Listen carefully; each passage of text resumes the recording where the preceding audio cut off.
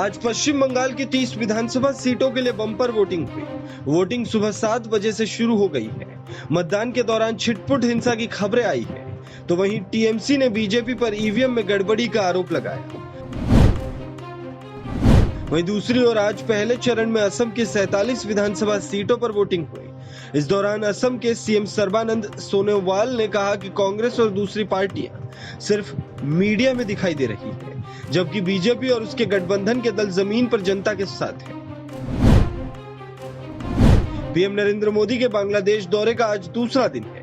PM Modi ने तुंगीपारा में बंगबंधु शेख मुजीबुर रहमान की समाधि स्थल पर जाकर उनको श्रद्धांजलि दी। इस दौरान उनके साथ बांग्लादेश की पीएम शेख हसीना भी मौजूद रही। इसके बाद पीएम मोदी ने और कंडी में मतुआ समुदाय को संबोधित किया। उत्तराखंड में अगले साल विधानसभा चुनाव होने वाले हैं। इससे पहले तीरथ सिंह रावत ने राज्य के सभी जिलों पर विशेष ध्यान देना शुरू कर दिया। तीरथ सिंह रावत की नई सरकार रोज नए फैसले ले रही है। अब सीएम तीरथ सिंह रावत ने होली से ठीक पहले विकास कार्यों की देखभाल के लिए सभी 13 जिलों के प्रभारी मंत्री बना दिए हैं।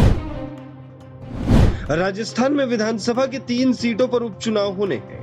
शनिवार को कांग्रेस ने इन 3 सीटों के लिए अपने उम्मीदवारों का ऐलान कर दिया। राजस्थान उपचुनाव में तीनों सीटों पर 17 अप्रैल को वोटिंग होनी है। सीरम इंस्टीट्यूट ऑफ इंडिया के अदार पूनावाला ने शनिवार को बताया कि भारत में नई वैक्सीन कोवैक्स का ट्रायल शुरू हो गया है। इसका भी प्रोडक्शन पुणे में स्थित SII ही करेगा। महाराष्ट्र में कोरोना वायरस टीकाकरण के आंकड़ों को लेकर राज्य सरकार और केंद्र सरकार के बीच ट्विटर पर जुबानी जंग हुई। केंद्रीय मंत्री प्रकाश जावड़ेकर ने महाराष्ट्र सरकार को टीकाकरण की रफ्तार में तेजी लाने को कहा, तो पलटवार करते हुए राज्य के स्वास्थ्य मंत्री राजेश टोपे ने दावा किया कि अब तक देश में सबसे ज्यादा उनके राज्य में लोगों को कोरोना के टीके लगाए गए। सरकारी एयरलाइंस कंपनी एयर इंडिया को लेकर सरकार का रुख अब साफ है। केंद्रीय मंत्री हरदीप सिंह पुरी ने शनिवार को कहा कि अब एयर इंडिया को पूरी तरह से विनिवेश किया जाएगा या फिर बंद कर दिया जाएगा। हरदीप सिंह पुरी ने कहा कि जल्द ही एयर इंडिया के विनिवेश के लिए वित्तीय बोलियां मंगवाई जाएंगी।